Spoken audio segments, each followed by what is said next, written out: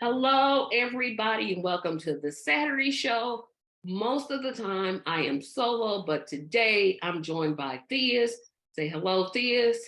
Hello. And like last week, going to let my entire audience see this entire video. So I will not give you just a clip, you'll get the entire thing. But remember to smash that subscribe button. I am still stuck at 115.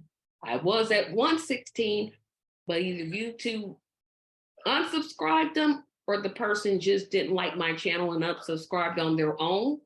So please smash that subscribe button, please, and comment on this video. Comment on this video, share this video, like this video. All of those things help me in the algorithm. I was going to say algorithm. Algorithm. Yes, that's the word, algorithm. So we're going to talk, the format of the show. I start serious and then I get into nonsense. So we're going to talk about Jordan Neely. And if you don't know who Jordan Neely is, he was the person that was murdered on the New York subway. And it's just, I don't know how you feel about this, thing, but this is one, I knew what the Republicans were going to say. I pretty much knew, okay, they're going to say he was bothersome and he should have, he basically got what he deserved. But really what bothered me was the governor's comments. That really got my blood boiling, and I don't exactly know why. But he's a Republican. I know he's a Democrat, but he's a Republican. And he's a cop. So. But still, you don't say, well, he got what he deserved. Were you on the subway when this happened? He's a cop. I was just so infuriated because from what I'm reading, he was loud, but he wasn't to the level that he was going to hurt someone. He didn't touch nobody. And he didn't touch anybody. So Daniel, I'm not even going to call his name, the murderer, because that's what I'm calling him. He decides, okay, let me just put him in a chokehold for what, 5 minutes? 15 minutes. Oh, 15. I thought it was 5. He had him in a chokehold longer than Chauvin had Floyd on the ground. 15 minutes. And now, finally, thanks to the public making a lot of noise, he finally got charged with homicide, which he'll probably get off. Yeah, he finally got charged with homicide. I don't know what degree it is. I don't know if it's first degree or second degree. But it's probably going to be negligent. Well, they're already saying he's probably going to walk because, who was that got killed in New York? See, that's the problem. There's so many killings that I can't keep track of them. You're probably, the name escapes me as well. I always have it in my head, but it's the Eric Garner. Yeah, that's it, Eric Garner. But he was killed by a police officer, so it's slightly different. What another commentator, I think it was Ben, was saying, and he made an excellent point, is even though this guy who murdered Mr. Neely is not a member of law enforcement, okay? But notice every time they mention him, he's former Marine. Right. They've elevated him to the protections that they would normally give to a police officer, which is already bad enough. But now you're going to treat him like he's a police officer. Right. And which makes him a hero, even though he murdered someone. And what makes him a hero? The man was literally, again, he was loud, but he did not touch anybody. We've all used, the people who use public transportation know there's somebody on your public transportation that's going to be annoying. You don't go from, he's annoying, to putting him in a chokehold. So Tracy, this is why they elevate him. And you have to look at this in the broad scope of how America has been reacting to things as of late and where we're progressing to. So this is people who ride public transportation, especially subways, are used to panhandlers, homeless people, sometimes people having an episode of some sort, and they just wish somebody would do something about it, right? Even the nice lady holding her groceries just wishes she didn't have to see this, she didn't have to deal with this. I wish somebody would do something about it. So here comes Joe Hero, and he comes and he does something about it. Now, unfortunately, he ended up killing this person, but that wasn't his intention. He was just trying to stop what we all wish would stop. That's why one of the best examples I heard on the news is when they compare New York City to Gotham. Because they're like, you guys are at the point, these Republican knuckleheads are at the point where they are fine with vigilantism so long as it's not affecting their team. And I wanted to go back and make a clarification on this. So I'm just going to read this first part to AP. It says that the potential criminal charges, which they have not been filed yet, I thought they had. And again, they say against a U.S. Marine veteran who put Jordan nearly in a fatal chokehold aboard a New York subway train might depend on whether there's a reasonable New Yorker would have acted similarly. Which means what? I'm like, what does that mean? I don't even know what that means. Like what? Like a reasonable New Yorker. Define that. The only definition I have is would another white man have done it? Because they don't look at us in that equation. I'm just being real with you guys. So looking at the history of our nation, you have situations where we've had all white juries against a black defendant. No problem. We've never once had an all black jury against a white defendant.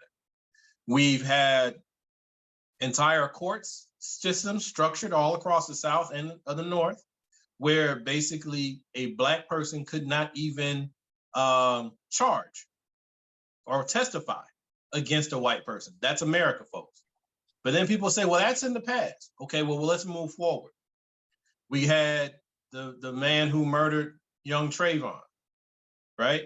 He was told not to do it. He kept going after him. He went after him, and ultimately Trayvon is dead. But he had good intentions, right? So if you just walk this path forward, they're just looking for an excuse to say, and you're gonna hear it, he should have just complied. He should have just stopped. But my thing is, and hear me out, when you say he should have just complied, that is the excuse you've always heard when it's the police. This is a person who was not the police. So under what authority would I need to comply with anything a random person says?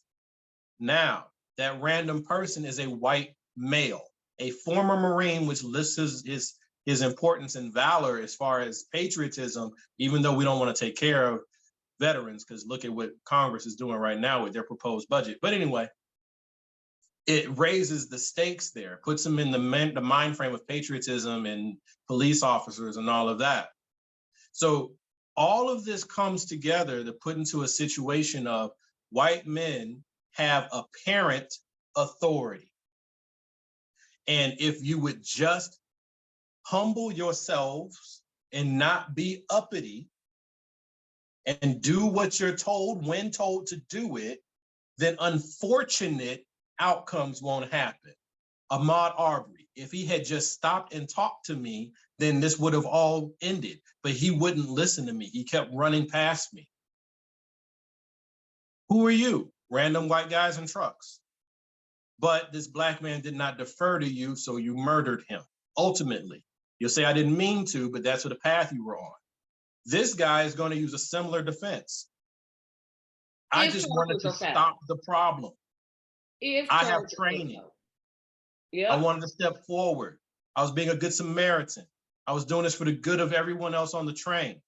And if he had just stopped struggling and fighting, I would have just let him go. But he always was fighting. He was fighting for his life. So yeah, I'm sorry. This one really does. Everything you're saying hinges on if they bring charges.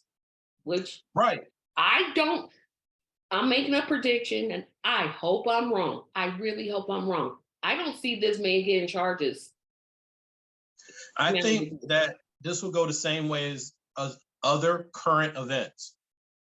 The man who shot, what's the young man's name? Ralph, or the 16-year-old boy. Yes. And all right. So the old man that shot the teenager at the front door and shot him twice, shot him in the head and then shot him in the arm. They didn't arrest that man. They didn't arrest him until after the outrage. Then they went back and got him. I'm going to take you back one more step. I'm going to bring Ahmaud Arbery back into this. Remember, they did not arrest them either until a year later, and the outrage and it got so loud, they had to go get them. So I think that they will pull this guy and bring him in. They will put a charge against him because they don't want the noise, right? Because New York has already been in the news for being so violent, and even though they have better statistics and all that, this is going to become a PR campaign. So they're going to pull this young man in, this killer, they're going to charge him, and then they're going to release him, and nothing's going to happen from there. That's what I think is going to happen. I don't see charges. I literally don't, because I think we both agree he's probably not going to be charged with the charge that I think he should be charged with, which is first-degree murder. That should literally be the charge, period. I'm just. Oh, he won't get first. Yeah, I'm just wiping that off the table, even though I'm thinking, yeah, this is first degree. This meets, to me, it meets the first degree statute, because he could have released that chokehold. Anytime within that 15 minutes, he could have released that chokehold. Yes. But so the reason why they won't go with first is because first degree murder, you had to have intent going in, right? So that means he woke up that morning eating his cereal thinking about who I'm going to kill today, right? So there's no way they can prove that one. But my thing is, at the least it's negligent homicide, which is still a joke. But whatever homicide there is between second and third, he definitely falls in that category to me. But Eric Adams, and y'all heard me say it on Radical Truth to Power, you can't trust a black man with no facial hair. Eric Adams is the one that is the mayor in New York. And ever since he's gotten elected, he has ruled as a conservative. Everything he's done has been done like a conservative. So I'm not surprised by him. There will always be black people willing to do white powers or white supremacy's handiwork. And he's no different. He made his whole career doing it. So I'm not surprised by anything that he says or any of the stuff that he's doing. I can only hope that the DA gets involved and they do something, because they aren't beholden to. Yeah, that's where I'm like, that's where I'm not. I'm really, like I said, I hope I'm wrong. I hope I think you're right. Thing is wrong. I just can't see them filing charges. I think they'll charge him. I really do, only because of public pressure. So it would be a PR move. I just don't think that they're going to do anything from there. Yeah, I think we both agree he's not serving any jail time. He's definitely not. He's not going to prison, jail. He's this year's Kyle Rittenhouse. Exactly. And what was in his mind that made him think, I'm going to hold this chokehold for 15 minutes? 15. They interviewed, I forget the name of the publication, but a publication interviewed some MMA fighters. And they were like, we're taught to cut that hold at a certain amount of time so that the person can honestly breathe. 15? He could have released it after 3. No, wait a minute. Let me stop. He could have not did it at all. Let me go way back. He could have not did it at all. He could have sprayed him with mace. Okay, it's terrible. He could have told him to stop. He could have done. There's so many ifs and all of that.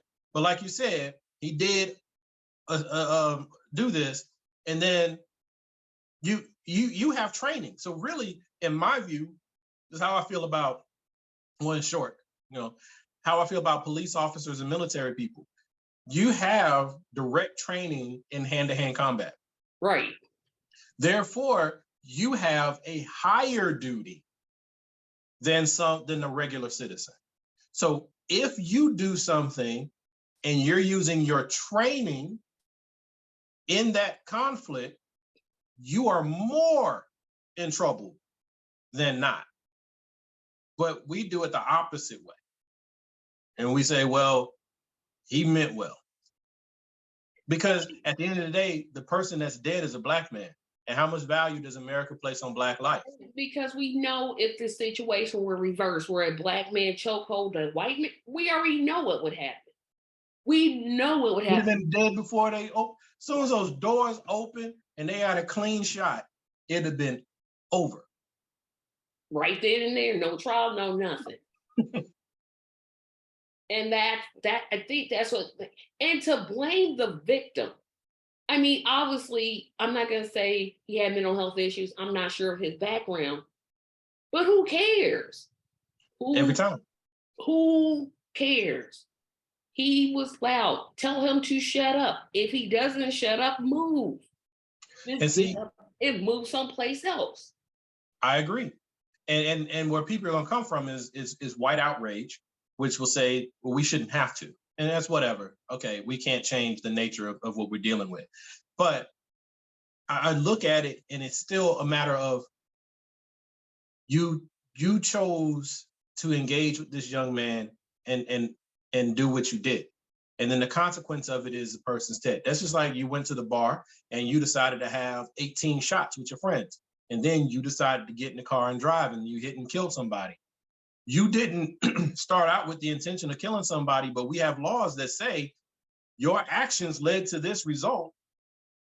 You are at fault for killing this person. And right? Watch somebody come forth with he's such a good human being. He volunteered with the soup kitchen and blah, blah, blah. And his children are so well behaved and blah, blah, blah, blah, blah. And that's one of the other things that really annoys me, because it only happens, at least from what I've observed, it only happens when it's a Black or a brown person that is the decedent, right? If there is a true investigation going on, you can't stop the news from saying whatever the news is going to say.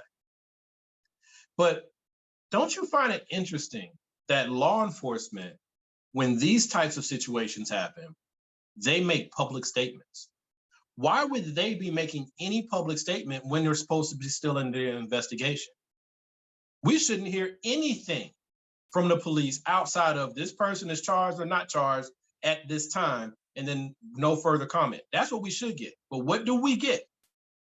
We get the person who was killed. We get their full rap sheet. We find out about their parents. We find out about where they worked or didn't work. We find out about everything. We know about Mr. Neely more than we would have ever known about him if he had not been murdered. And yet for the killer, all we know is he was a former Marine. That's what we know. This guy's a hero, but we're not going to release, we know his name now because of reporting, but we're not going to release his name or anything about him. But we're going to tell you that this is a soldier. This is the soldier. He went out there and fought for us. And then this person over here, oh, he's got a rap sheet. Yeah, the rap sheet is for being homeless and for jumping turnstiles. So neither of which are like violent crimes. But you know how many people jump turnstiles in New York? I mean, it's a rite of passage.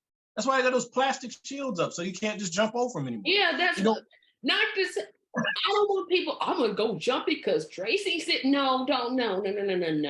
Neither one of those offenses means that he should be murdered. Neither one of them. No. Unless he was carrying a weapon. Nope. He was not. That's what I'm saying. That's even if he was carrying a weapon. And I have to stop you there because it's really important. Because all across the South, we've passed laws where you don't need a license or anything else that's a good to carry point. a weapon. So that means if a white man has a weapon, he will get the benefit of doubt. But if I have my weapon I don't even get my license doesn't matter anymore. See what I'm saying? Like, I got my license so that if you see me with my gun, I at least have something I can say, hey, look, I followed the law to get this, right? Now that's gone. So a white man with a gun, that's just natural. We expect it. It's part of the American experience. It's just what it is. But a black man with the gun, instant threat. So if we go by what you were just saying just a moment ago, that's why I paused you, is because there's going to be a lot of us with our weapons. And will we get the benefit of doubt? Or will they just, literally, there was a case, I don't know if you remember, it's very recent. This is the one that Greg Abbott pardoned. So you had a white guy with a weapon, and he was getting into it with a black guy, Black Lives Matter black guy, who had his weapon. And the white guy got mad and shot the black guy. Black guy didn't pull his weapon on him or nothing. But because the black man had the weapon, he became the bad guy in the story, and the white guy got pardoned by the governor. Yep, like what, a couple days after? Yeah. So this is the America we're in. And I know this isn't your position, and it certainly isn't the position of most of your audience, I would imagine. But I'm like, people, please, will you please just look at the country for what it is? Y'all got to stop looking at it for what you wish it was or what you want it to be. If you want it to be better, if you want it to be different, then we have to do a lot of serious effort to make that future come to us. But the reality that we're in is we are viewed a certain way. The law views us a certain way. And yes, your friends, your associates, your coworkers, your employers, all of them, they see you a certain way too. These aren't one-off people who are saying, well, he was a hero. This is your friends. Okay? So understand the ground that we're walking on and govern yourselves accordingly. Right? I'm in a catch-22. I have to, sometimes I'm sitting here like, do I carry or do I not carry? If I carry, then the police might think I'm a threat, even though I'm a law-abiding citizen. Ain't nothing in my record nowhere that will make anybody be scared of me. But the fact that I have something could be a problem to the wrong officer. But if I don't carry, I might come across some other knucklehead. And now I don't have the ability to defend myself from that. I have a number of white friends, white male friends. They do not have to think like that. They don't worry if the police are going to kill them when they get pulled over. They don't worry if they're going to get killed on a subway train. They don't worry if they're going to get killed if they ring the doorbell. They don't worry if they're going to get killed if they get in the wrong car. They don't care if they don't worry about getting shot. Well, now they're starting to worry about getting shot if we turn around the driveway. But it's a scary place, man. Yeah, and one last thing before we move on to the next topic. This is yet another time. Well, one, people who act conservative should not get to wear the Democratic label. I mean, seriously, I know I always say they're the same thing, and usually that's what I generally believe in general. But in this one case, how did y'all elect this man to be y'all mayor? What was y'all thinking? What were you thinking, New York City? I don't live in New York, so I don't know, but come on, y'all could have did a whole bunch better. They had a couple, I can't remember their names right now. One of them was Maya. I don't remember her last name. And then they had a couple other people who were running. There were like 2 or 3 other people who would have been way better than this guy. Sure. But they went with him because he's a token. And he wouldn't like this if you heard it, but it's the truth, Eric. You are a token Negro. That's what you are. So they looked at him and they said he has all the benefits of a white conservative, but he's also a black man and a black Democrat. So within him is one perfect little politician. He's safe on both sides. And he wears an earring to make himself look hip. Yeah, he don't look hip to me. That looks like something else. But he's everything for him was a persona. He is the Black crossover token Negro quintessential of the 80s. And that's the era that he harkens from. And he's acting that way. But he did the commercial where he hid the gun in the teddy bear, right? Oh, I don't know. I think that was him. I had to look it up. But before we get to our next subject, again, hit, smash, obliterate the subscribe button, please. Obliterate it, destroy it. I need more subscribers. Thank you. So and I'm not always here, y'all. So it's a lot better when Tracy's just talking. So don't blame her for today. They know I struggle all by myself, which is why I said, "Oh, let's start bringing people in." But the Proud Boys had their day in court. Or wait a minute, let me back that up. They had their so-called day in court. Their sentencing is a complete joke. What do you mean? They only got like 2 years. It was 5 of them, right? It was 5 of them. One of them was found not guilty, even though he was clearly, you could see him. I'm like, oh, so they're going to just say he's not guilty. And wait a minute. Let me backtrack. So my understanding is that out of the 5 of them, 4 out of 5 got charged and convicted on seditious conspiracy. Conspiracy, yes. The 5th one he was not guilty on that charge. But that was just one of their charges. They got other charges too. They haven't been sentenced yet, though. No. They're facing like more than 20 years apiece, except for that 5th guy who's probably he probably turned state on the other 4. Yeah, he had to, because I'm like, you saw him. He was literally right there. I'm like, you can see, look, I was like, oh, that's him right there. Yeah, but his case, though, is he wasn't in on the planning level. Those other guys were like planning level and they were there, except for Tario. They were going to get him regardless. Yeah, Tario was in the planning stage. He was in the planning level. Even though he wasn't at the riot itself. He was the one that planned. He's not really the one that planned it, but he the dummy that showed up at the little committee meetings. But one of the things I thought you were about to hit on when you were saying about like the so-called charges or whatever is even we got Proud Boys and we got who were the ones before that? The 5%ers or whatever they were called. 1%ers. 1%ers. Okay, so those I don't know. I'm asking because I don't remember. But it's the 2 militia groups because they didn't go after the Boogaloo Boys. They let them go. But the Proud Boys and the whoever the percent people are.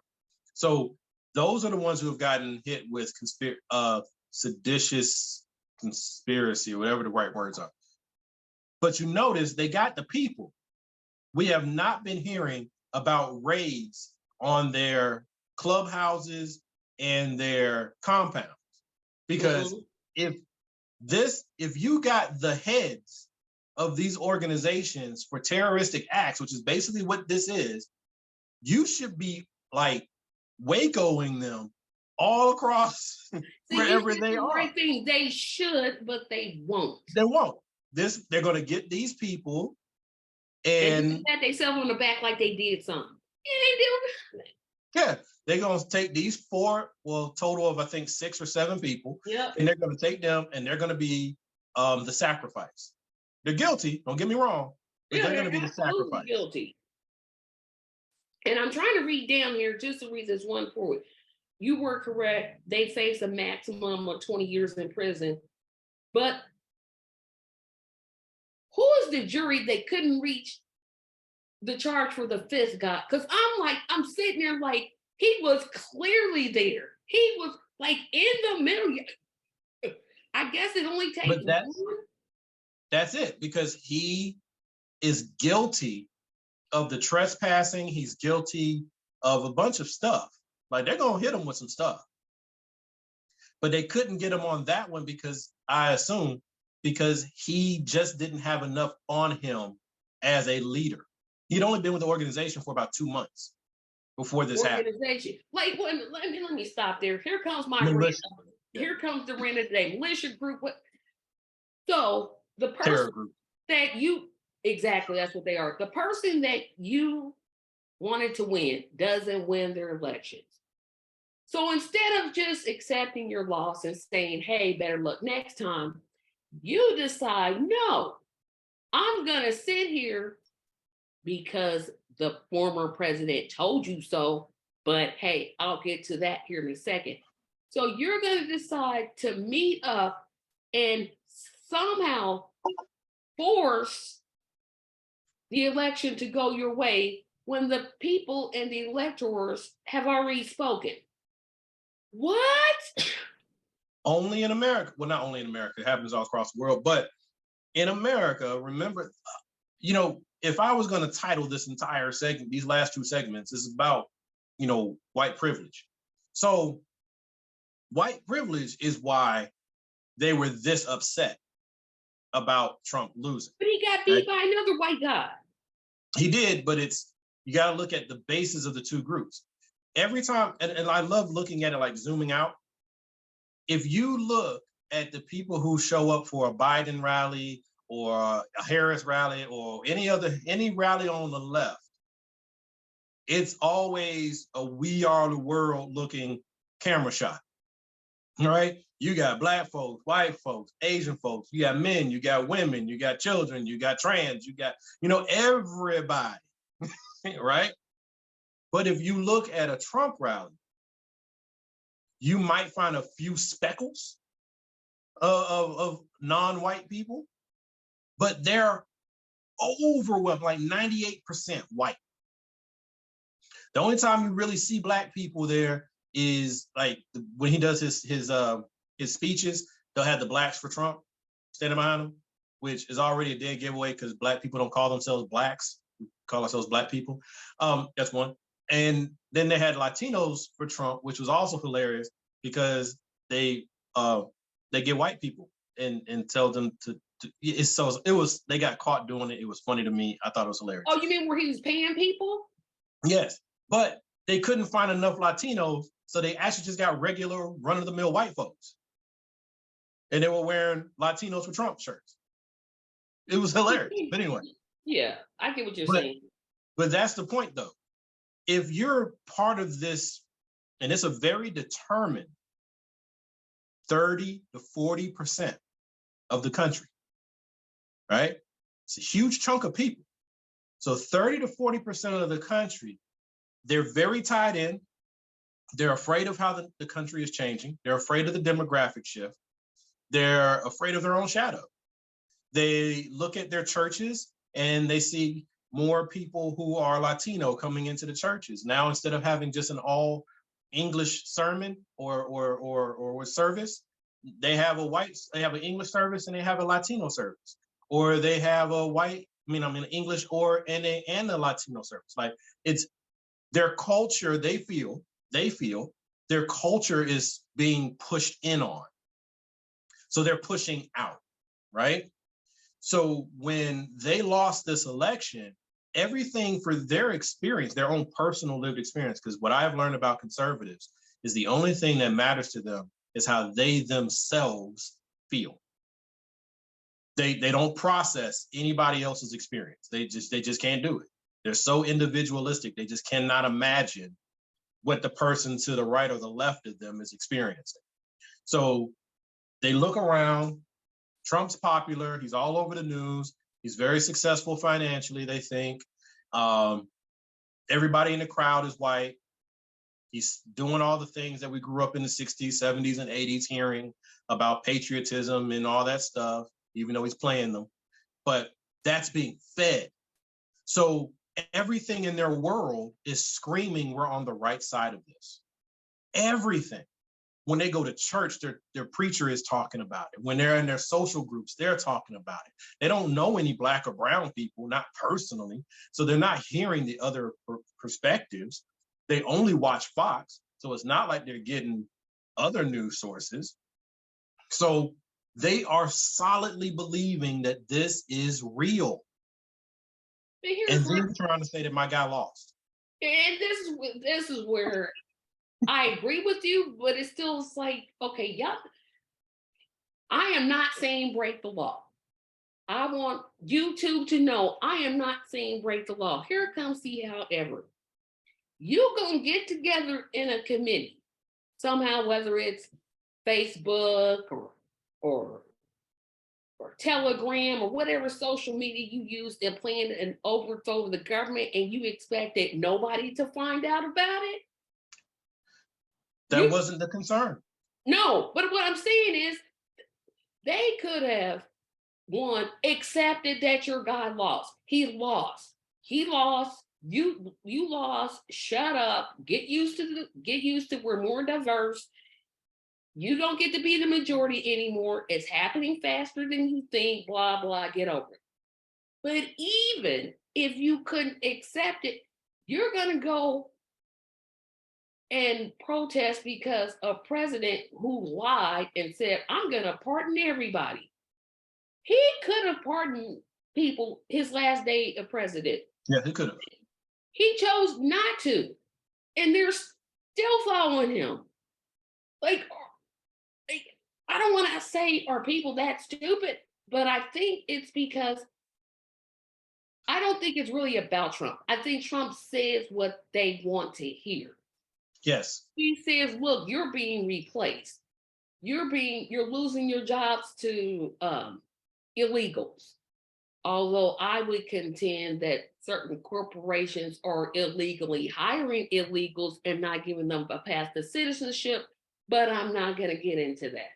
But I think that anybody speaking the type of language that Trump spoke would have gotten the same type of response in terms of, we're going to play in this committee, we're going to rush DC, we're going to take back the government. I don't know how they thought they were going to take back the government. Like, what were we going to say? Just throw out the whole Constitution. Yep, he won. Huh? But Tracy, hear what you just said, right? Right? What you just capstoned it with was throw out the whole Constitution. Donald Trump said, let's get rid of the Constitution. Okay? So that's real. You also have members of the sitting House of Representatives, who advocate for a new civil war or at least a secession. So this is the government level, okay? So you have the guy at the top of the government who's on your team who is saying, I did not lose. Then you have his own DOJ, right? So the FBI and, Bill Barr and all them, they won't clearly say, absolutely, election was right, Donald Trump lost. They won't say it clearly. They always spoke in little halfways, right?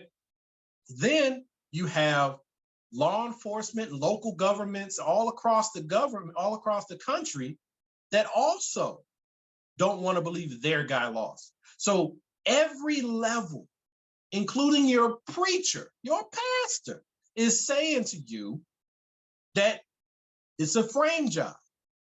It doesn't matter. At that point, it does not matter that Donald Trump appointed most of the judges who turned around and said, nah, there's no case here. Doesn't matter. Yeah, they're all in it too. They're in it too. They became part of the system. As soon as he put them in there, they turned on them. That's how they look at it, right? So everything that you can say to someone like that, because they've decided what the outcome is they need. The outcome they need is to believe that, and they won't say it out loud, and many of them won't even think of it up front, but it's really what's in their heart. The outcome that they need is reassurance that there's some part of America that's not changing. There's some part of America that will continue to look and feel like me. And that's it. Anybody who's willing to sell it to them, they're buying. Yeah, and not to interrupt, but here's the other thing I'll just kind of throw out there. I personally believe that Trump knows that he lost. I want everybody to hear me Mhm. out here. But he's just, I'm like, if people think about it, when he's asking for money, he says he's a billionaire. So if he's a billionaire, my question would be, if I'm going to donate money to somebody that says they're a billionaire, hey, you're a billionaire. You don't need my money to run for president. You can just take money out of your own pocket and run. But that's not what Trump does. And that's not the message that he conveys. He conveys to them that he needs their help. Correct. He needs them to get over. And I'll tie it back to the election here in a moment. Like I said, Trump knows he lost, but he'll put out there, I was robbed, because he knows that's what they want to hear. Yes. They're not willing to accept facts. And then here's the other question that every Trump supporter needs to ask themselves. If he gets the nomination, which I'm pretty sure he is going to get the nomination, and he loses again, is it going to be fixed then too? And then what levels are they going to go to protest this second time? Will there be another repeat of January the 6th? Won't be another January 6th. It'll be worse. It will be actual terrorist attacks across the country. That's what's going to happen. And that is why I think the DOJ, even, well, I don't remember the guy's name who's the head of DOJ now, but Merrick Garland. That guy, right? But I think that even that is why he is so timid in many of his responses, because he knows the path that it has to go. And Garland is leading the DOJ in that path. Slow as hell. I'm sorry, slowly, but he's leading them down that path. But he's very timid because he's trying to find a way to thread the needle. How do I hold the people we all know need to be held accountable to account without tipping this thing? And we have fights all over the place. Now, he'll say with his mouth, I'm only following the law. What happens from there is we'll deal with it. That's what he'll say. But the reality is he's still a politician, and he works for politicians, and he works with politicians. And America is built to coddle white feelings. So he's trying to figure this thing out. The state legislatures are ahead of him, the Republicans, because while he's trying to figure it out, they're trying to close the doors so that he can't, and the people who try to go get people can only go so far. Because if we can get this thing locked down on a state level to where voting really doesn't matter anymore, you can do whatever you want to in the federal government, right? If the Republicans are and they're doing a very good job of it right now. I mean that in a very negative way, but remember, America is a republic. The power of America has always been with the states. They built it that way on purpose. Right. So lock down the states. They don't care what happens.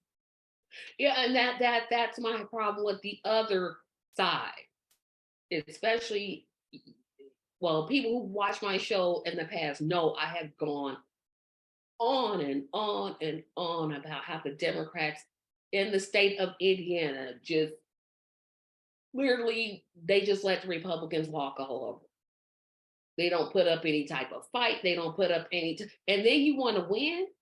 You don't want to win. You just want a reason to complain that you're the minority. That's pretty much what you want. And I think I agree. That's like my complaint against the Democrats, besides they take corporate money and they're a bunch of losers and they don't do anything. That's my number one complaint of Democrats locally and the national. It's especially the national, because when they lost the House, first of all, they could have avoided that whole loss thing if they had just secured the state of New York. They would have still had the majority if they had just won their House seats in the state of New York. But they lost them. How I don't really think his real name is George Santos, got elected. I'll just bypass that. Gerrymandering. Well, gerrymandering, but here's what I'm getting to. You're making all this noise now when you're Mhm. out of power. Why didn't you make that noise when you were in power? It's like you forgot, like You put your now you you're put gonna your make the finger noise. you put your finger right on it. And I've long said this. The Republicans are dangerous because they're ideologues, okay? They're zealots. For them, the power is so they can put their view of the world into law. That's what they're after. They aren't after the money. They're not after actually running the government. That's not what they're about. They are using each of those things to get into the positions they need to force everyone else to be compliant with their worldview, right? They're ideologues. The Democrats are mercenaries. They don't care. They can make money in the out of power party and they can make money as the in power party. If they are in power, then they're going to try to legislate a few things because they do have real politicians in the party. But the overall arching thing of the Democratic Party is, and this is why I say we got words mean something, titles mean something. Democrats are not known for being progressive. Democrats are known for being liberal. So to be liberal is a unit of measurement. It's a type of measurement. It's just a little more, right? Yeah, a So little. You said that right. so A little, a not a little lot. more, A little bit. just a dash. So they are there to uh, make the prison nicer. They want to make sure that you're treated more fair when you're in prison. And they want to make sure that the food tastes better when you're in prison. And they want to make sure that the paint is on the walls and you can get some medical access, while you're in prison. But we're not letting you out of prison.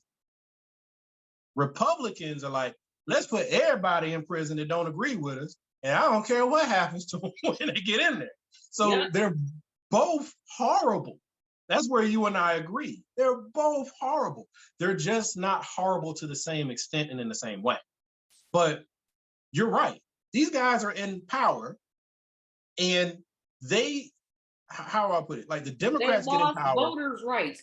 The One thing we one asked for. thing that I thought there's no way they gotta get this. They got it. Literally, even as a third party, Democrats think they don't do nothing. I thought this is the one thing I thought they gotta get it. But nope, what they what do didn't. they always do? This has been the Democratic Party since the big switch in the was it the 60s when they did the big switch? Or it might have been 58, something like that. But when the big switch happened, no, it was 68. When the big switch happened and the Republicans and the Democrats kind of switched their ideologies, ever since then, anything that is for the Black community or can be treated as though it's for the Black community is always used as a bargaining chip. It's always subject to being bargained away. Okay? So voting rights protections, because it's tied to the Voting Rights Act, that the Supreme Court started dismantling under Obama. And I'm not blaming Obama because there's nothing he could have done about it, but it happened during his time. And I want to point that out so that you don't think it's all happening under Trump. The Supreme Court started dismantling voter protections back then. So you look at anything that is tied to the Voting Rights Act, even though that protects women and minorities, it gets treated like it's just us. So the Democrats use it as a bargaining thing. Just like they do abortion. Huh? I said just like they do abortion. Just like they do everything. Well, see, abortion was different. Abortion, they're still going all in trying to get something fixed, and they're pulling out all the stops. When they got beat in the Supreme Court, the Democrats started fighting out in the states. They started setting up back ways. No, I'm gonna have to disagree with you. They didn't fight. This is what the Democrats did when the decision was made, because Roe v. Wade. Now they're leaving it into the hands of the states. What did the Democrats do? Write a letter and ask for money. Are you kidding me? No, that's a different argument. That's not the point I was making. Supreme Court is the one who dismantled Roe v. Wade, right? Right, correct. So when that happened, the Democrats had already squandered state control. They don't have as much control in the states as they did before Obama gutted them. See, people. I mean, I'm not making this an anti-Obama thing. I'm just saying put the blame where it belongs. At the time that Obama ascended, he took his eye completely off the states, and the Democratic Party lost all of it. Okay? Yep. And the Republicans took it all over. So now they were able to control state legislatures and state courts. Then Trump comes behind Obama and he seals off the federal courts and the Supreme Court. Okay. The game, because the final game is always played at the court. So then Roe v. Wade falls because we knew it was going to fall once Trump put these people in there.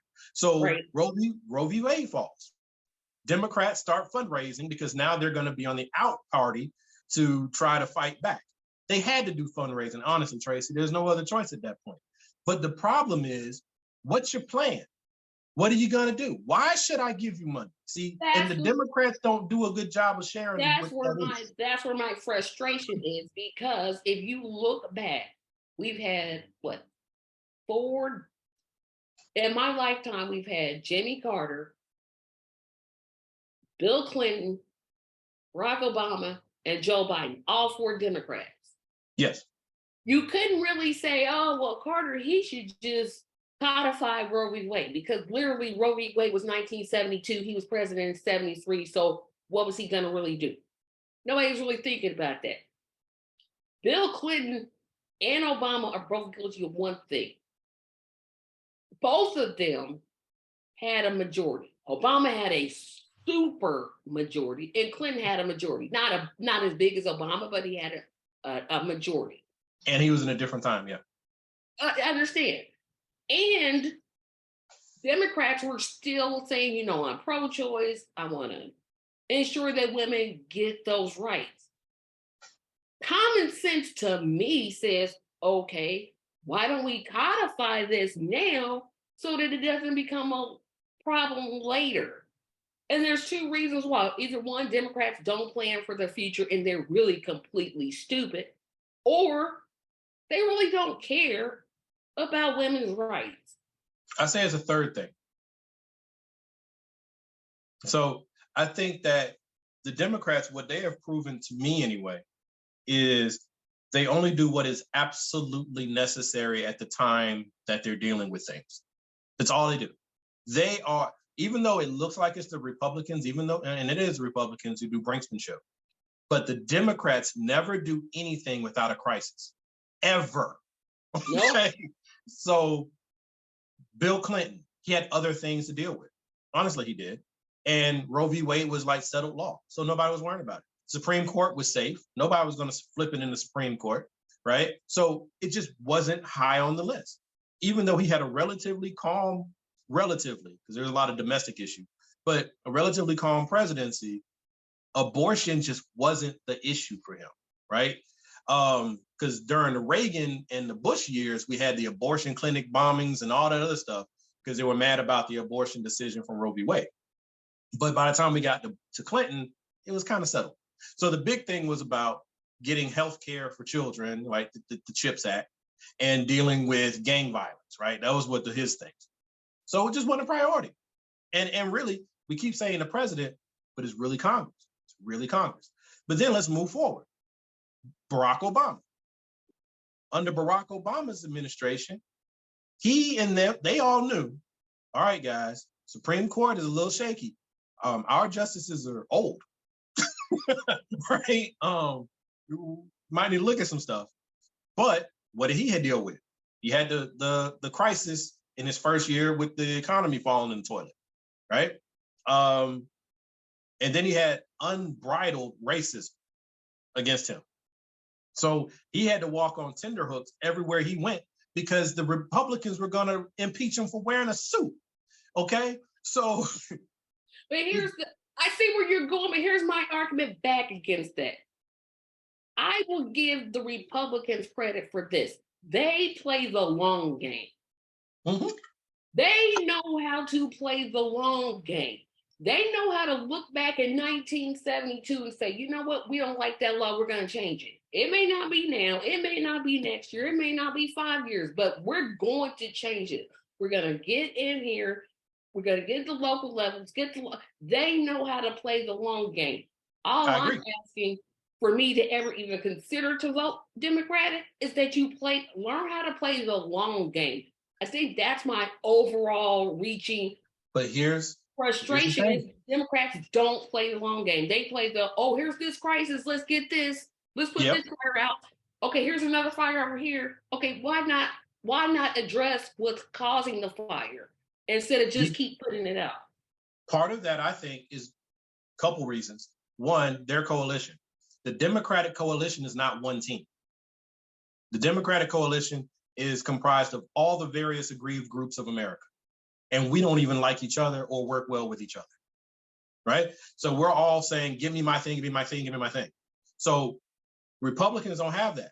Just like it's one group, you know what I'm saying? So they get to tell their people what they want. And then they respond to their people when their people get angry enough, but it's still one group. Democrats got about 50 of them. So they can't do that, right? Because they don't talk to us. They don't actually work with us. They pander to us. They give us pacifiers. They lie to us. Shut up, it's not your turn to talk. Your issues aren't important. Right. They'll say, oh, what you're saying is important to us, and it's because it's important to you. And then they don't do nothing. Right. So that's the Democratic part, because the Democrats will have 15 things that they need to work on coming from 15 different groups. And then they got to figure out how to prioritize them. And they always prioritize it based on money.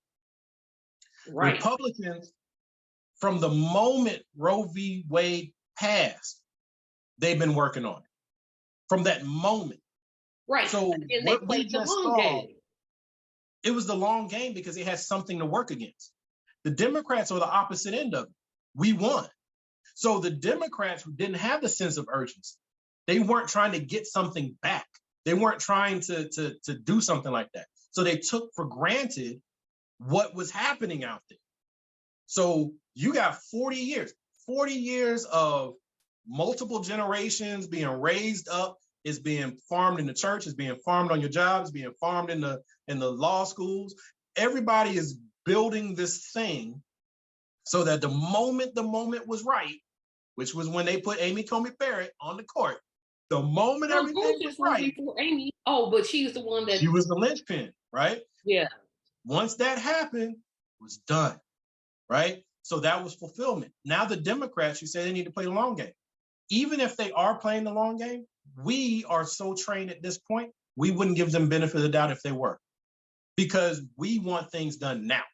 Democrats don't wait. We want stuff now. So we're not going to give you 40 years to fix this. We need you to fix this by next cycle. So that will never really work when you have such a broken up team. So I'm with you. This is why I don't like either party. But I just assess it a little different, I guess I could say. So abortion, and I said this when the ruling went down. I have a video out there. The big issue with when Roe v. Wade went down is the Democrats do what they always do. They let the Republicans decide how the story is going to be played. Exactly. So they made it about abortion rights. This is not about abortion rights. It is not about privacy. That was the problem with the Roe v. Wade. They hinged it on privacy, and that was a mistake. They should have hinged it on your rights as a citizen and your rights as a person. Yes. Right? Autonomy. That's what it should have been on. But it was hinged on privacy. So the Republicans only had to break the wall of privacy, which they did, and they did it systematically. During Obama's administration, they broke down your right about search and seizure. They relaxed those laws. At the same time they were working on the things with the Roe v. Wade finally falling, they also did where you didn't have to have Miranda rights anymore. You relaxed the rules on civil forfeiture when the police come and take your stuff, right? All these things are happening. What do those things all have to do with? Privacy. Privacy. Exactly. So once you break that, you can now break Roe. Yep. Here's what I think we should do, and we'll definitely move on to our "this don't make no sense" conversation. But I think, or I believe, that us and the third party, we need to really look at what the Republicans do and learn from it. And this Agreed. is what I mean. As clownish as I think they are, they're unified in their message for the most part. Well, they're also 98% homogenous. I understand that point, but I'm making overall points at this portion. They are in step from the RNC chair down. They have a message. They're going to stick with that message, as terrible as that message is. They're going to stick with it. They don't care what you say. They know how to put obstacles in the way to get our attention away from other stuff, i.e. CRT, Minnie Mouse wearing pants, Ariel being black. Hillary Clinton had a pantsuit. Exactly. They know how to do that. Now, I'm not saying bring up idiotic issues, but I'm saying we need to be more unified in our messaging. Because what we doing, it ain't working. Here's what I think for third-party people. Because in my heart, I'm a third-party person. I guess you could put it that way, because I'm really an independent. But I'm also very pragmatic. And I know in order to push my objectives, the Democratic Party is the one that I have to work for, to the extent that any work can be done. But third party, in my view, all y'all third party people, the heads of your various groups need to stop making it about yourselves. And you need to come together and form some kind of council amongst your 5, 6, 12, 50 independent third-party groups. And build one, Yeah, run one person. That's what I've been saying. No, I'm not saying just one person. I'm saying build one third party and make it focus on the common needs of the American citizen. That's what you should do. Because if you do that, here's what you'll get. You'll get the Republicans who are barely Republicans. They're only there because they can't be a Democrat and because they can't figure out where else to go. You'll get the independent Democrats, because that's what most of us are. We're independent Democrats.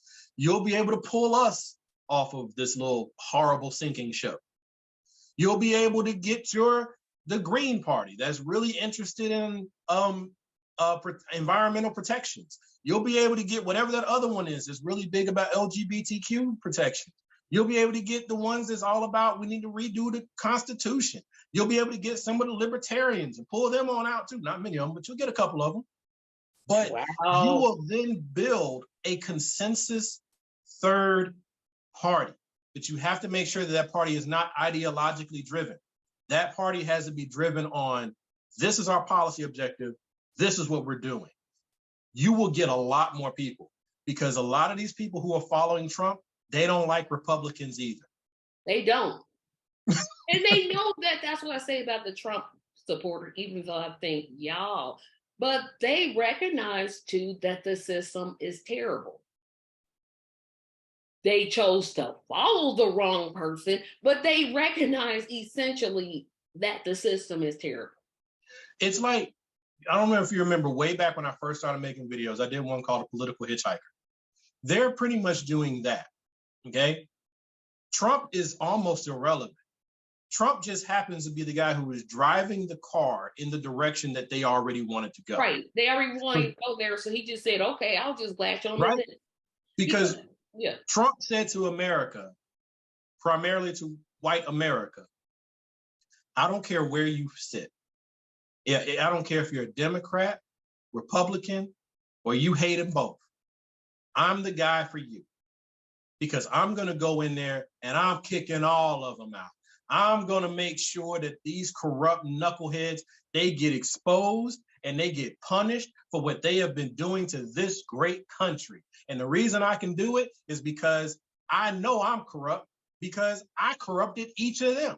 I know all their secrets. He didn't really say that part. He basically said that. But I mean, I get where you're going. I get where you're but he going. basically was saying he did that. not tell them, hey, I'm corrupt, vote for me.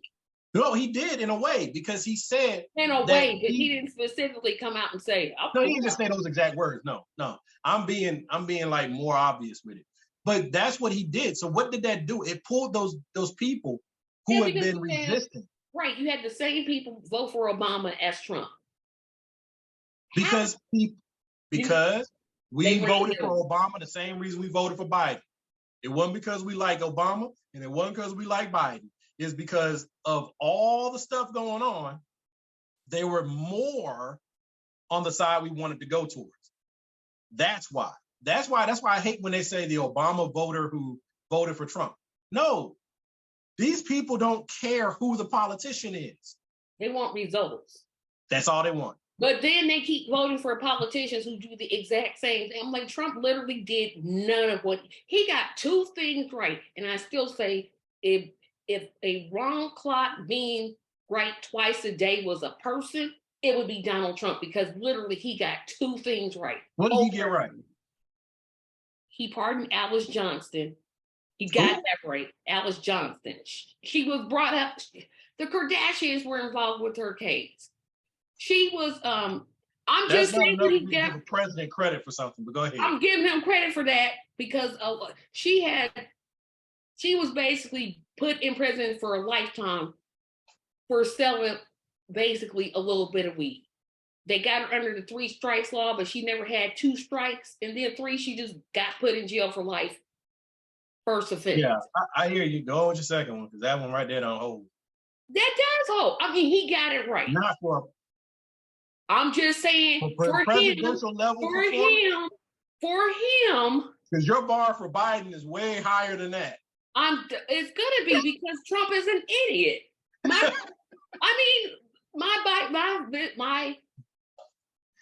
expectation was higher because Biden has been in government since he was 30 years old. So I expect him to know more. I'm expecting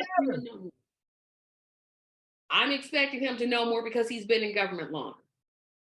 Okay, and again, the other thing that Trump got right, even though we should have gotten more stimulus than we did, he did sign the 2 stimulus bills.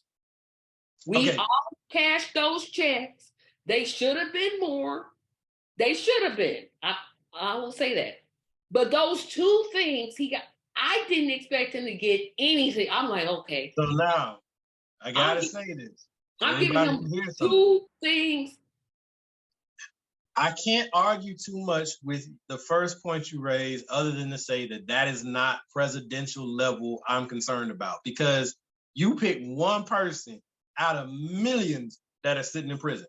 But I will go with the second point here and attack that. Trump did not want to give stimulus either time. He didn't. The only reason he signed those is because Congress gave it to him to sign. He didn't want it. The first time you heard Trump say that he wanted stimulus was when he was losing the election. And that was when he was like, they only passed 1,400. I would have said 2,500. After he had spent the last 6 months saying, no, I don't give him none. So I agree with you. I'm not disagreeing with you, but he signs a bill, whether he wanted to or not. But you're giving him credit for something he opposed. For 2 things. I'm only giving him credit for. I know, it's only 2. You're right. It's only 2. That's it. That's all he did. True. So that's all I'm giving him credit for. But that's from your point of view. That's from my point of view. To them, he did a lot more. Yeah, to them, they'll say he brought America back. And I was saying, when was America great? Never. America has never been great. To who? To anybody, except for white, depends who you are, property owners. If you're not one of them 3. But here, check this out, Tracy. white male property owner, okay? The white male, this property owner is like, yeah, the white male, because that's the one through line all the way through. Who's he married to? A white woman. Who are his children? White boys and girls, right? Yeah. So when he comes back and he reasserts the authority of the white male, because if you listen to all the noise that was going on during his presidency, that was bubbling up everywhere, right? You got white women going to Congress saying that white men are not being respected enough, right? All that was bubbling up. So to the white male, to the white community, period, he did deliver. He was asserting that they are the most important piece. Yeah. And they are the identity of America, right? The heartbeat of America, even though that goes to the truck, they got a song about how they are like trucks. So these people were being fed patriotism, and they missed that because what they have been hearing since the 1950s is about how bad they are. And they are pretty bad, the ones on that side of the equation, right? Because I have to be careful. When I talk about white people, I'm talking about white conservatives. Let's be very, very clear. I have my issues with white liberals as well, but this is a different argument. White conservatives are my main concern because they're always on the wrong side of history. Okay? Yep. But that's where that stuff comes from. Yep. So we're going to move on to our last topic. And as you all know, I have been cast in a play. And so I cannot get people to agree to come on the Tracy show. I don't know why. I love to interview third-party candidates, but for some reason can't get any to appear on my show, but I'm not canceling my show.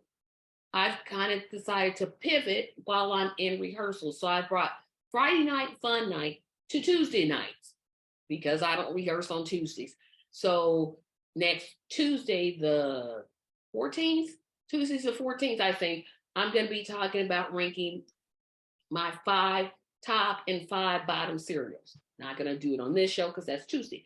But what I want to do. Bad. What did you say? All cereal is bad. No, it's not. Cereal is awesome. It's a great snack food, breakfast, lunch. You can't really eat it for dinner, but I'll talk about that on Tuesday. Here's one that I really want to talk about. I want you to rank 5 politicians that you would not want to see run as president. And then rank 5 politicians that you absolutely want to see as president. Right now? Yes. They got to be alive? Ideally, yes.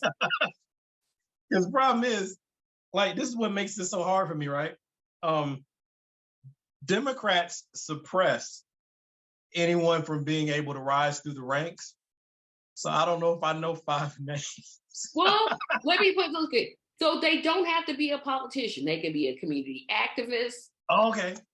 They can be, yeah, I'll take the politician stamp off of it. I'm going to name politicians, but you don't have to if you can't think of any, because I can clearly think of 5 that they don't have any business even considering running for president. All right. So 5 that, well, 5, I can go with the 5 I don't want to run pretty easy. That's an easier one. Yeah, that list is probably about 20 deep, right? So it did though, because you would. I mean, let's get this clear. To be president of the United States, all you have to be is 35, a naturalized citizen, and lived in America 14 years. You have to be a born citizen. That naturalized. Naturalized, you can get that from gaining citizenship.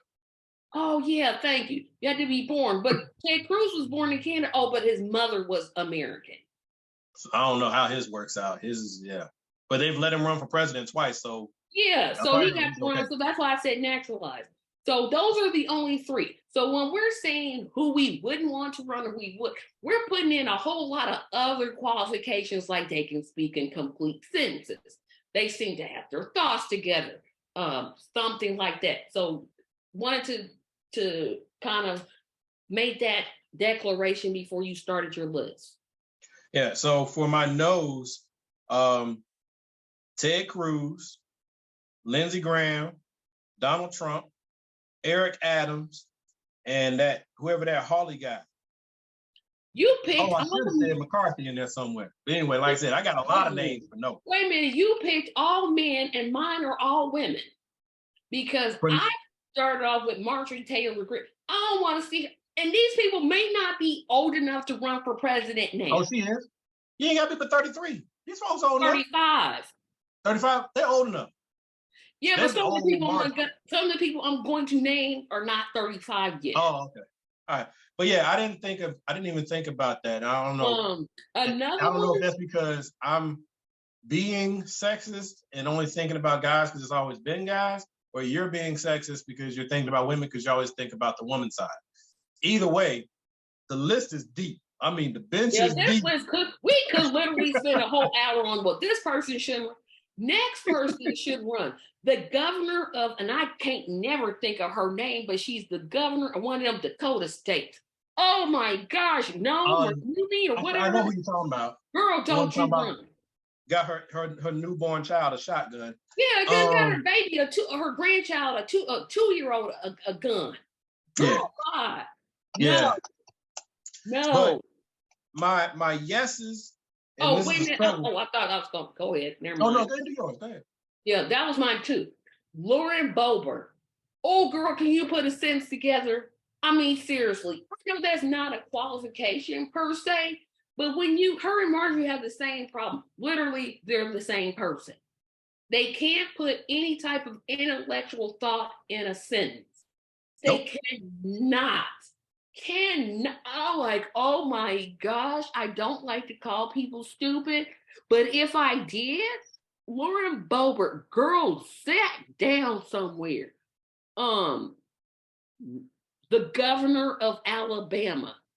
Oh, Governor Ivy. Yeah. First of all, if you look at her, she looks like a sweet little old grandmother. Not to me. Not until she opens that mouth of hers, lady. Why don't you just get your KKK costume and wear that? Just do that for me. Because girl or lady, because I still like to be respectful to my seniors. Girl. Yeah, I know you, Mickey, going down. I'm like, I still was taught be respectful. So I'm going to be respectful. But girl, no. Here comes my controversial one. I know you're going to argue with it. Kamala Harris, girl, don't run. Don't be president. No. Because her laugh, it get on my nerve. It get on my nerve. Her laugh, it seems phony. I know that's not phony. It's so terrible. If she were allowed to stand on just her skills, I would never have put her on this list. Because she has skills. She's not allowed to use them. True. She's suppressed, but I still think, oh, girl, don't do it. I think she's going to run, but I think it's a huge mistake because what this country is not ready for is a Black, Asian, Pacificer president. We not ready. We are ready. No, we not. We ready. We are not ready. We just ain't the best one to go with, but we ready. We are definitely not ready. Overdue. We not ready. No. And but all right, you said, I think I just stopped you. You were at what, 4? Yeah, 4. And here another one. She ran twice. But if she run one more time, Hillary, one more time, stop running. Don't run no more. Don't you run no more. I agree. Don't you never, ever run. Why, Democrats? Why y'all gonna pick the least liked person and say, this is who we want? Y'all stupid. Don't you never, ever, ever, ever, ever run for president. No.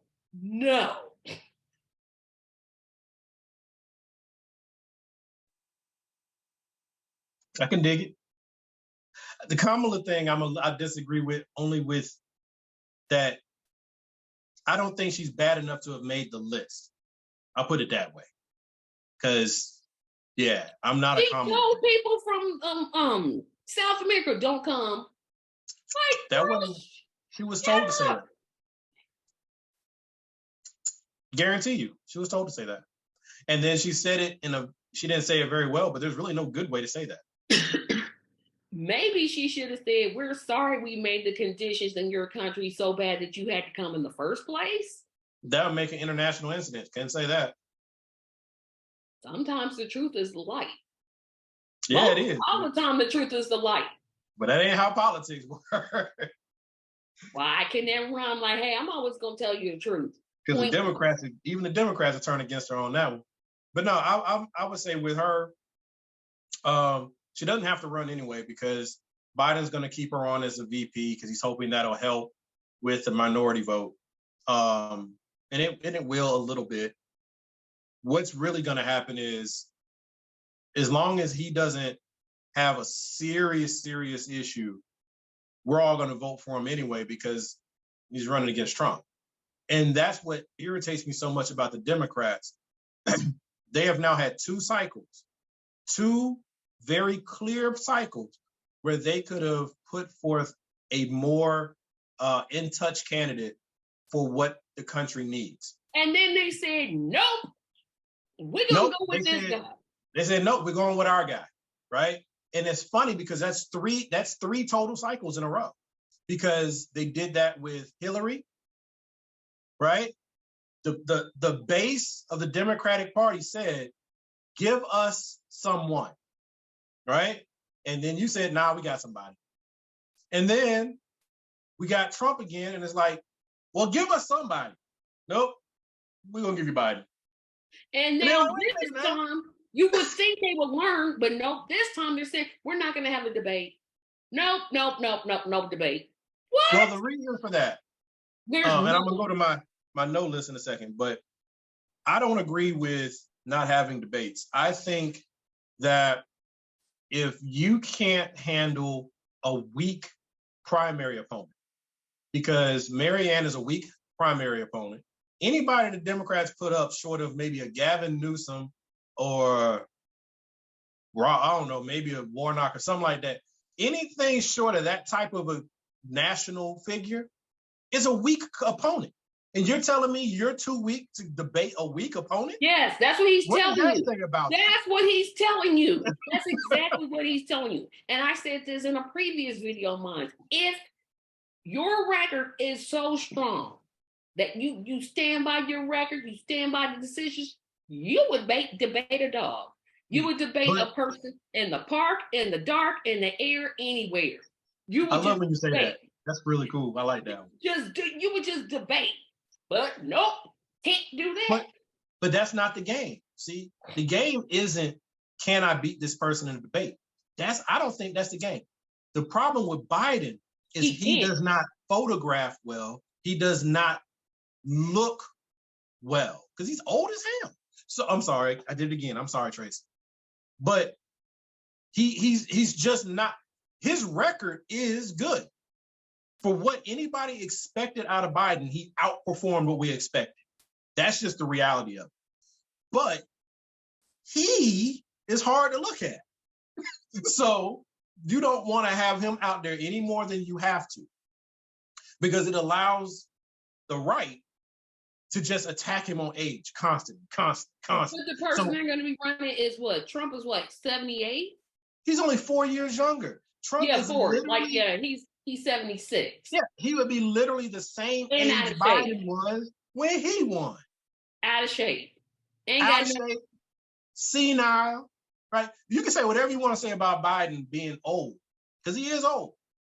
But the man is sharp. He speaks slow, but you know what 80-some-year-old dudes, doesn't talk slow. Some people on the left, and I'm not one of these ones that says, Biden has dementia. You're never going to hear me say that. Which isn't fair. No, I agree with you. I agree. I'm agreeing with you. I'm not saying it's not fair to say it. I'm saying don't say it when it doesn't make sense, right? I'm saying don't say it when he hasn't been diagnosed. Exactly. Because he's not forgetting things. He is quick on the response when he needs to be. And Yeah, he speaks slowly, Oh but he man, is you got me always. defending Joe Biden. Oh gosh. But you're not defending Joe Biden. You're defending the person that people are attacking, right? So, but his policies, I don't know. I don't agree with his policies, but his performance over the last 4 years or 3.5 years has been far better than I expected out of him. So, but it still will bring me back to my same frustration in that you could have used those last 2 years To prepare Kamala? to prepare Kamala or prepare whoever you want Well, to you run have to against. prepare Kamala. You selected her as vice Doesn't president. have to. Doesn't have to. This how you do it. This how you do it. You've been giving Kamala the worst assignments that you can On give her. purpose? Right, which they do to every vice president anyway. But they really were tanking her, right? They really are tanking her, not have been, are. Yeah, you're right. But I'm gonna speak in past tense, but you're right. But that's what they were doing to her. Because what I'm saying is about being able to bring up someone.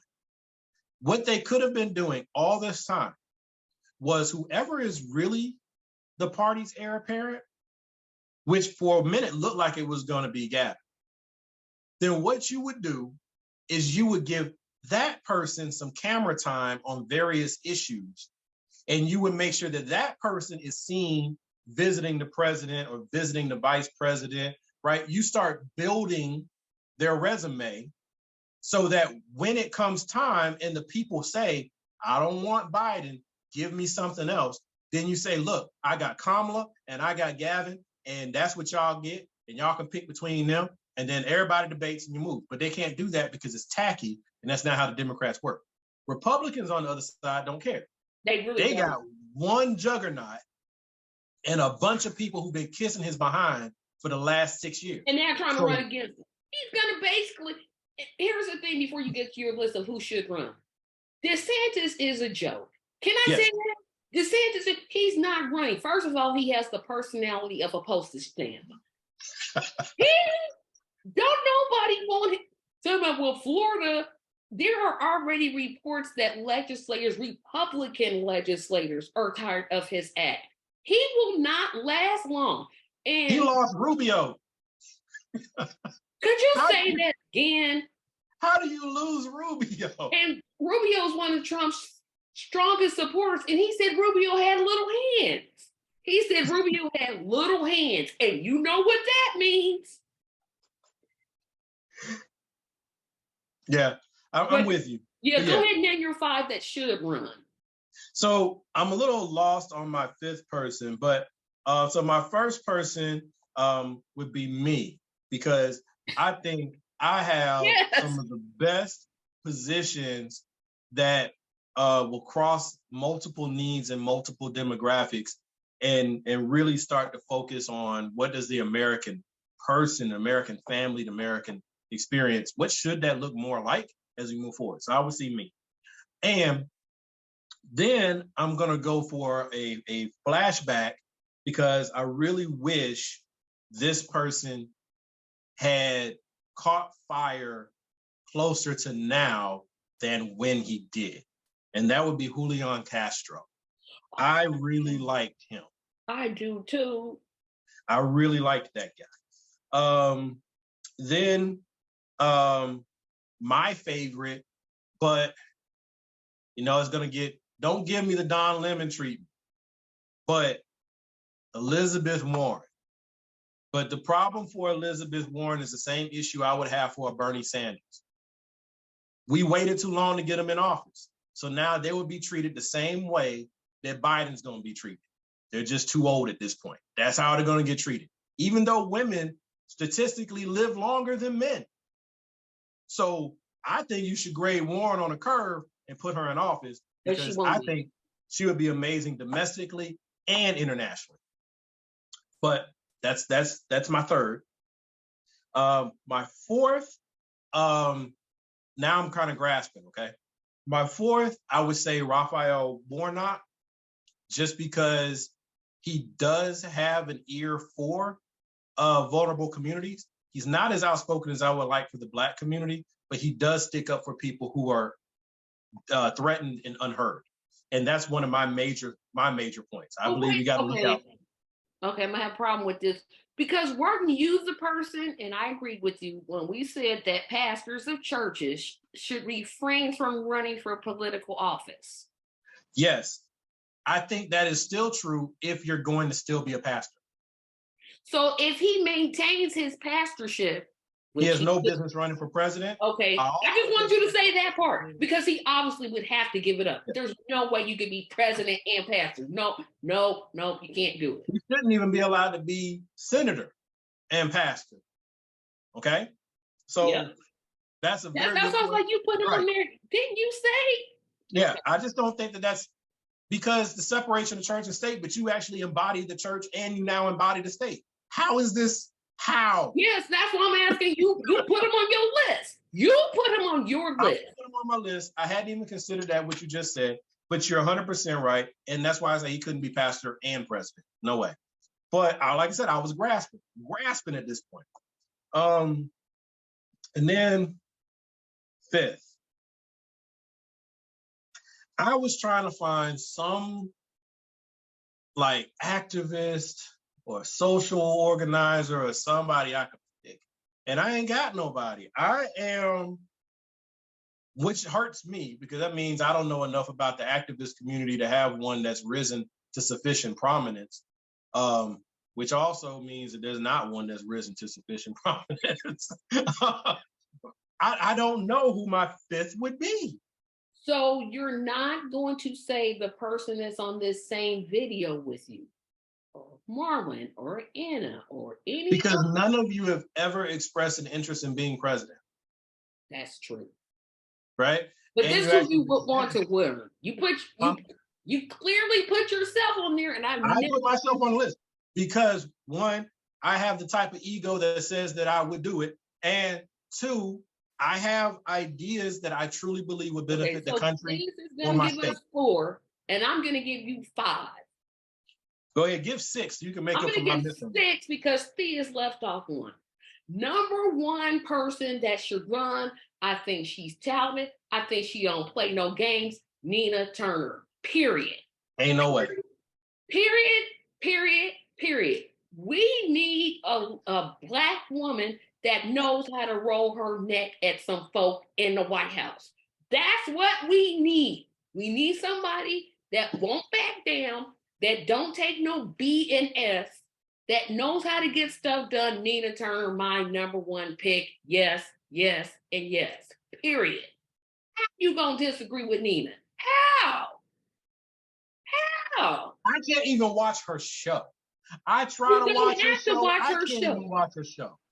You don't have to watch her show. The woman I used to love me some Nina. But even then, I would want to see Nina as a governor. And I'm not saying this because, he's just trying to keep from letting her be the leader, the president. No, because I think we need a female president. I think we're way overdue for a female president. Yeah. I just don't think she's the one that I would want. Well, why isn't she the one? Because 1, I don't understand her international policy. 2, she fights people in a way that actually alienates them when she's gonna have to be a commander-in-chief, which means you have to manipulate people and bring them together. She's not a manipulator. She is a fighter, right? So I just don't see her as the president. And that's why we need somebody that's gonna fight. I don't want just a fighter. That's just like having Trump. We need somebody that fights for the right things, which is like off the according to who? That's why I said against the oil industry, against the student loan industry, against the food desert industry that purposely. That's Elizabeth Warren. That is not Elizabeth Warren. No way. You've never heard her say anything about anything. Credit Protection Agency, that was her. The fighting against student loan debt, that was her. She was doing this before Nina was doing. All right, so this is, they're not at odds. So it's not a competition. Let me put it that way. No, it's not a competition. I agree with that. But I'm just saying, I love Nina. But not her show. I definitely can't stand her show. But I also can't stand Rashard Richie's show. And I think he's a great dude too. I just can't listen to him. But governor, Absolutely. Senator, I would love for her to be like the head of the Senate. She could put them old dusty people in line and make them do some stuff as that type of a boss. But as a president, you don't have authority. You only have influence. And her style, I don't see how that will work internationally or domestically. So I need see results. it working on all levels. Again, we need a Black female president that knows how to roll the neck when needed. That's what we need in there right now, but we don't got it because Joe Biden is male and he's white. But I'll go into that later. My number two person is also Black. I think everybody on my list is going to be Black. Which is interesting because normally I'm the black. No. But my politics are Black, but my politician doesn't have to be. My next politician, Charles Booker. Period. Holy Period. He's the guy he's the intelligent, articulate, strong brother that ran for senator in the state of Kentucky, and the Democratic Party did him wrong. And I'm like, dude, why you a Democrat? I don't understand it.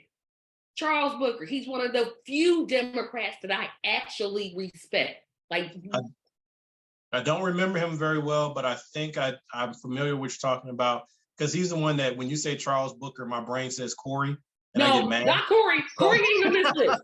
Corey is not on this list. He should have been in my "Don't you ever run again" list. I only had 5. If I had said 10, he'd have been on it. No, Charles Booker. Period. Okay, I'm with you. No doubt about it. Here comes my next Black person. Okay, this person, I respect them so much. I have no idea what his international policies are. I have no idea what his domestic policies are. But Tracy would be happy if Cornel West was president. I know that's an odd choice because he's never expressed any type of interest in running for office. But just on a making America like wake up, he's got everything that I'm looking for. Everything. I love that dude. He's a little hectic and chaotic for me, but I love that dude. I will put him in a cabinet position, no question. No question. I want him to tell the country, hey, we're not giving Israel no more money to blow up Palestine. We off of that mess. I think he has the guts to do it. And I'm saying he's never, ever, ever expressed any type of interest in running. I don't think he would, but Tracy would be happy. Okay. Number 4 person is not white. I mean, not Black. I said I had all Black people, but this person isn't. He's 96 years old, so he can't do it.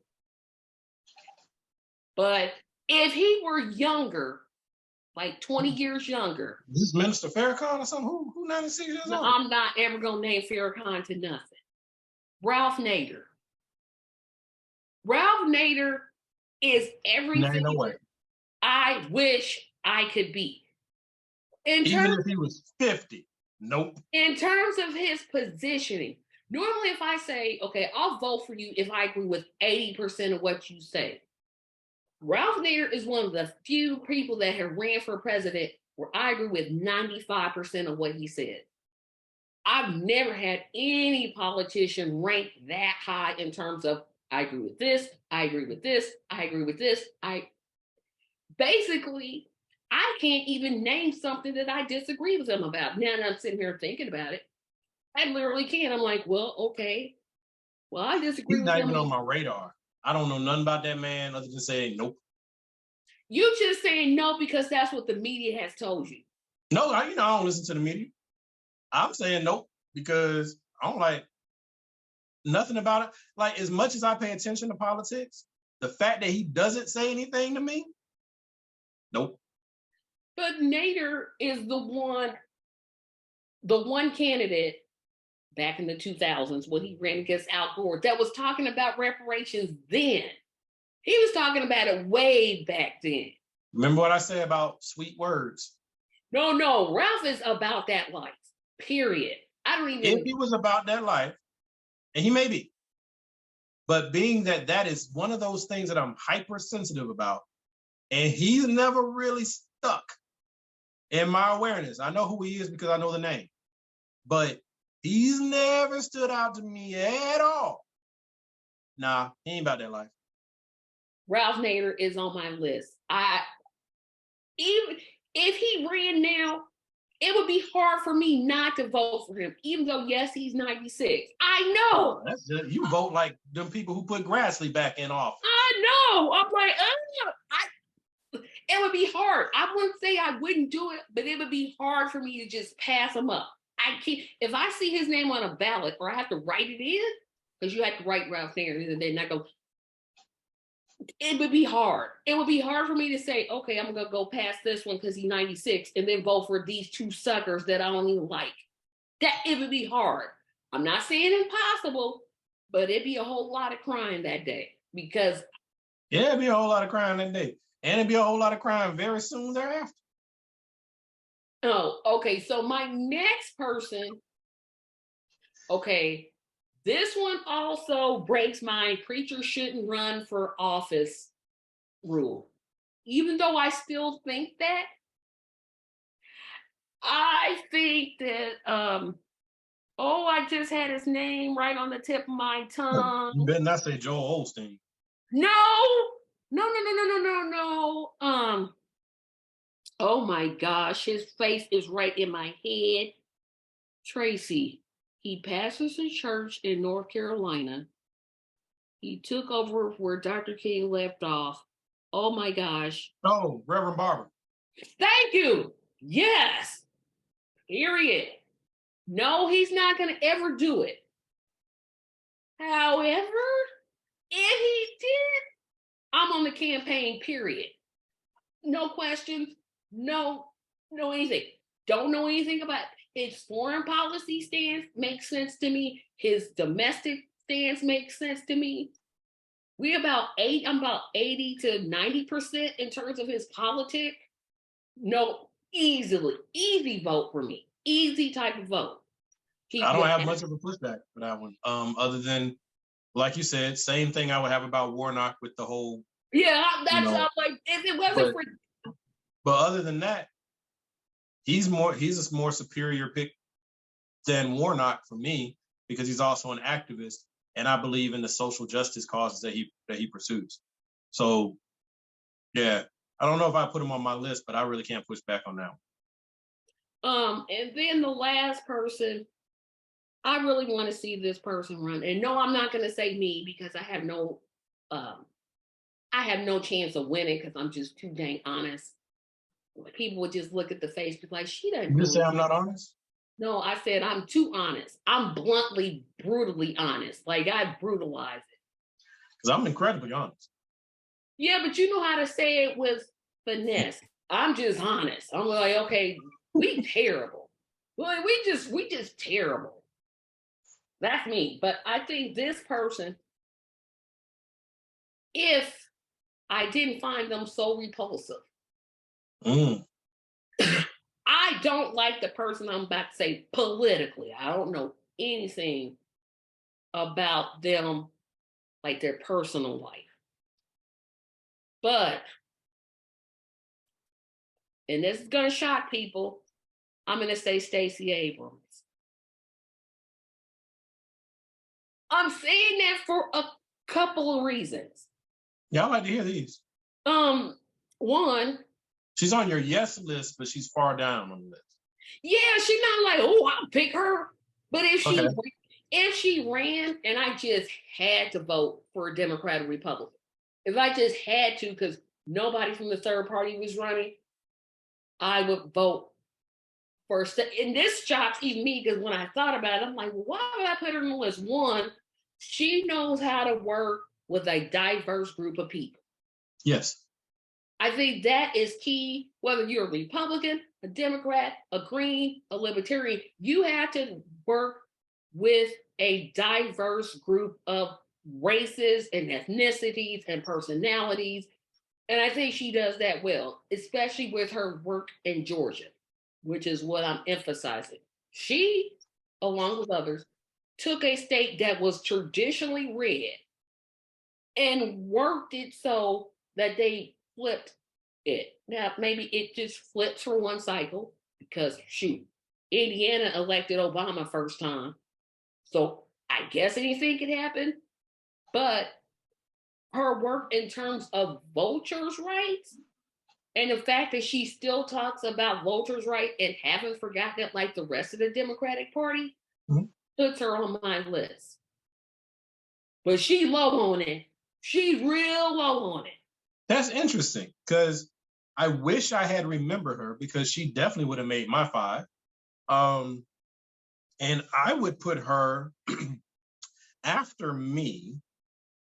But you didn't have After, 5, so you could actually put her on there. You only had 4. yeah, so I'm jockeying position. So it would then become me, her, Julian, Warren, and then Warnock.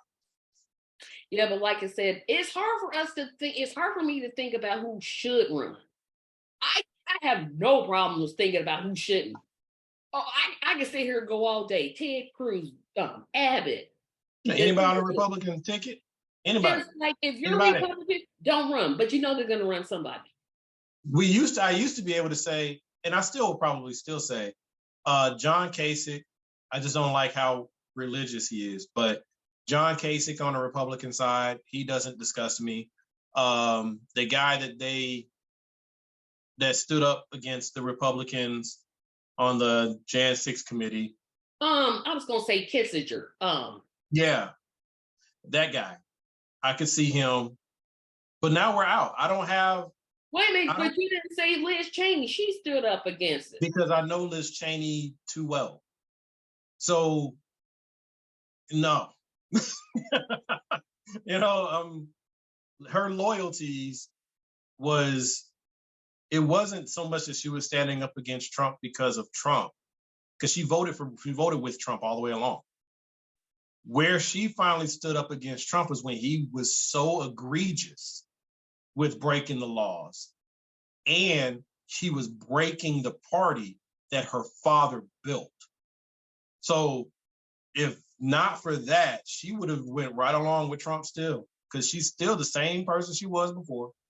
It's just Trump was literally and has destroyed the party that her father spent his whole life building. Yeah. And if the people watching this video have any other people that we have that you would like to be included in the people, Theus putting in his official campaign for 2028? Nah, I ain't got no money. Because you keep saying vote for you. I'm like, okay, are you in? Because if you're in, hey, y'all put me in as a write-in candidate, and we can make it happen. That way I can do it for free. Because your boy ain't got $1 billion to run for president. Because that's the price tag. You need over $1 billion for a job that pays $450,000 per year. But we'll pay you that for the rest of your life, give you all the Secret Service protection, pay all of your bills. So all that money is just pure money in your pocket. And then you get paid to go talk to people about anything you want to when you're not president. That's why Obama, I'm going to circle back to Obama. All y'all certain type of Black Democrats who told people like me, don't give Obama too hard a time, because when he gets out, then he won't have the shackles of the presidency on him, and he'll be able to really work for his people and do the things that you're saying you want him to do. That fool got out of office and wrote a book and bought some TV shows and is launching a company with his wife. He ain't worried about one of us. Y'all should have known that was a lie when he said it. Come on. Y'all should have been known that. I'm like, yep, watch me be critical. Watch me. Watch me, watch me, watch me. Fact that dude got my vote even twice still makes my stomach turn. I'm like, bleh. Well, you got to look at the time, right? If McCain had been the same McCain that had run against Obama the first time, I would have voted for McCain. Maybe. But I did like the original McCain. It was that second version of McCain I ain't like. So I'm glad I never voted for him. So you had that one. And then who was the other guy that he ran against? Romney? Mitt Romney. Ain't no way I'm voting for Romney. I think Mitt Romney, no way. if Mitt Romney, and I say this all the time, people say, no, you're wrong. If Mitt Romney was not Mormon, he would have easily won. Easily. The only thing that sunk, well, yes, Mormon kind of hurt him. That hurt him tremendously because what a lot of Republicans did was they just didn't vote. They just like, no, we're not voting for president. We're going to skip that one. And which is very similar to what happened to Hillary Clinton. Yeah. Where people just, I'm not voting for a woman. I don't care what else you got to say about it. Because I don't like her. Because she said. I'm saying a lot of people, especially in the religious community, because we're talking about the religious community, they didn't vote for him because he was a Mormon, and they didn't vote for her because she's a woman. There is a huge swath. And you still think this country is ready for a woman president? I think it's ready for it, but we got, I think we're ready for it. Because the reason why I say that way is because the people who oppose things, there's enough of them to tilt elections, but there's not enough of them to drive elections. Because what we have is a real problem, and this is just my take on it. We have elected representatives, but we have elected office holders. We do not have elected representatives, right? We elect them in the office and they no longer represent us anymore. They don't listen to us, they don't talk to us, they don't work for us, none of that, right? They're done the moment they get the job. And that's our problem, because the people who are up there making the calls and making the decisions, they're the reason we can't have a woman president. They're the reason why we probably won't have another Black president for, unless something happens and Kamala ascends. But she don't even really, depends on the week whether she's Black, how she views herself. But it's the people, I truly believe, as frustrated as I get with us, the people just want somebody who is going to commit to doing something that helps the nation. They are thirsty. The country is thirsty for someone that will come in and say, we are Americans. We got a lot of issues. We got to do right by our women. We got to do right by our children. We got to do right by the Black community. We got to do right by the Latino community. We got to do right by the queer community. We have a lot of work to do. We got a lot of people we haven't paid attention to, a lot of people we've been hurting by intentionally or by neglect. We have a lot of work to do. But what we are Americans.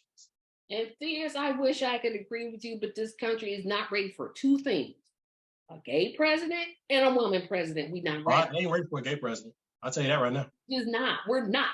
Do I want to be wrong? Yes. I think we could do a woman president. I just don't think we could do a gay one right now, which is sad. No, because could you imagine, like, if Pete Buttigieg, he's not going, the church plays an integral part of this. Mm-hmm. I can't see him going into a Black majority church and everybody knows I can't see it. You can't walk up in a traditional Black church. Nope, you sure can't. And be gay, and we all know it, unless you're the music director. That's different, minister of music. Yeah, but that's totally different. We're not talking about that. You're not gonna walk up in there and we know it, and we're not gonna say nothing. Nah, that's the Black church, the white church. I don't care where you walk up in a church, especially these churches. If the church won't let a woman lead prayer, what makes you think? Right? So, yeah, America is definitely not ready for that, especially right now because the religious community holds too much power right now. And I think we're ready. We need a woman. We need a woman. We're ready for a Latin president. That I do think we're ready for. Which is weird.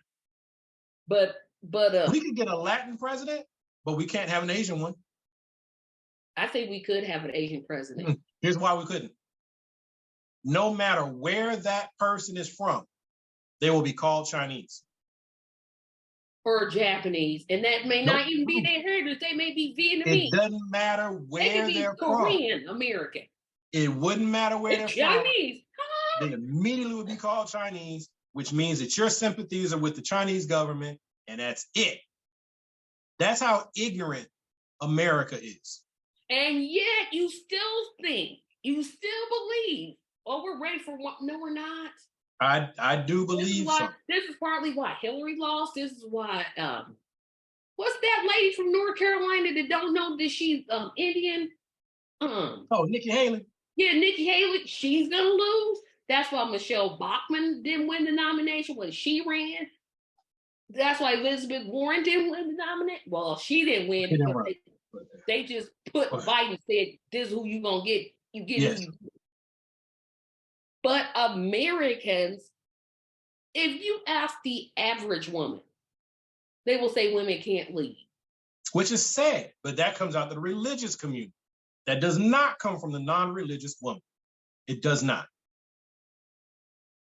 You got to get a church woman to say some, in my opinion, self-defeating stuff like a woman can't lead. Because that is what, and I'm not attacking religion at all at this moment, because it doesn't belong to just one religion, okay?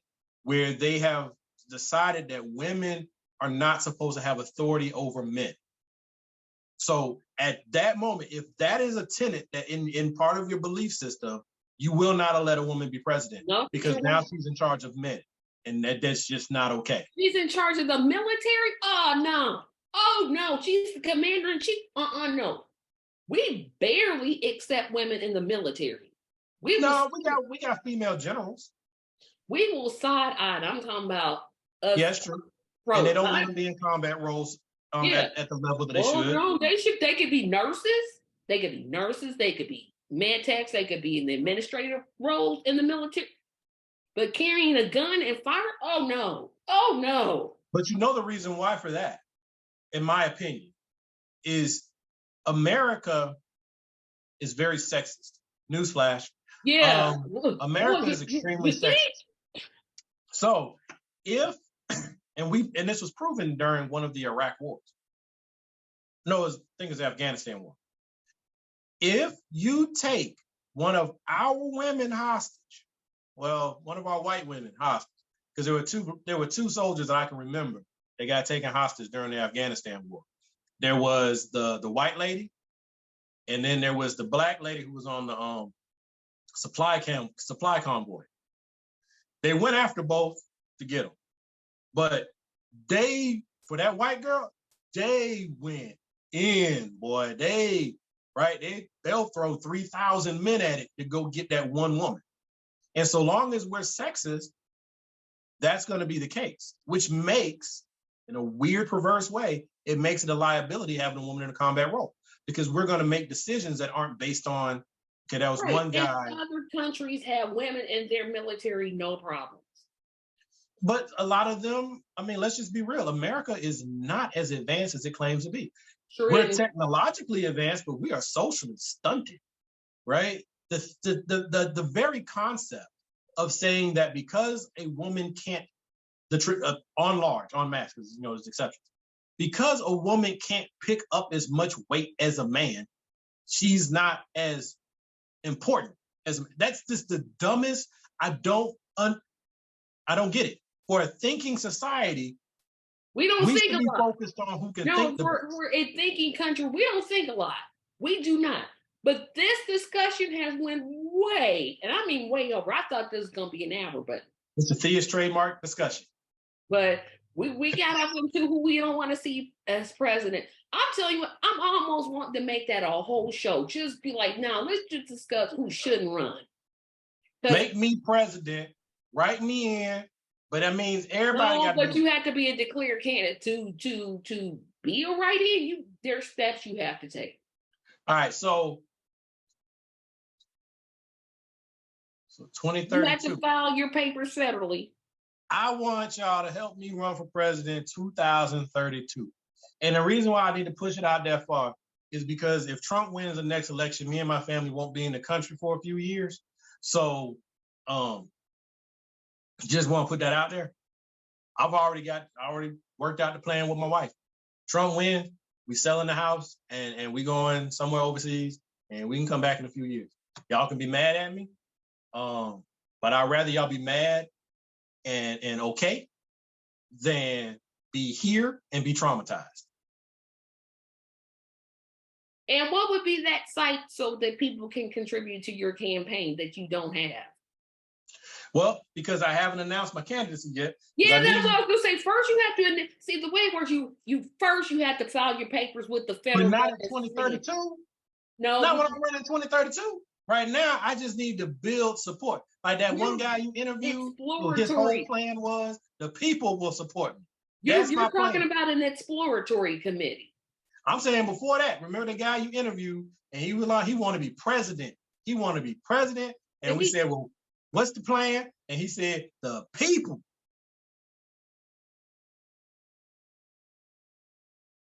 And this site that you don't have, that's in 2032, not 2028, just forget that. No, that's too close. That's too close.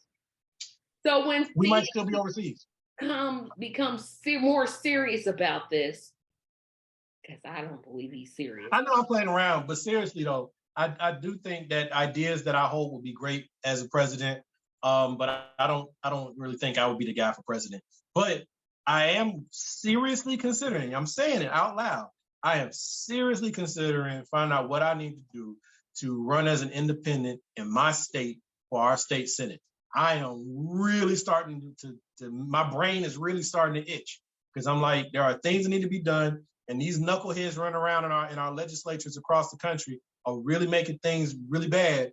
And I mean, well, here's what I'll do. When is your state senator's race? When is it? I'm saying I've just been considering it because we just missed this one, and I believe we do our state senators every 2 years. So that would be 2026 or 2025. 2025. It would be 6. It'll be 6 because 2022 was when we just reelected my state senator.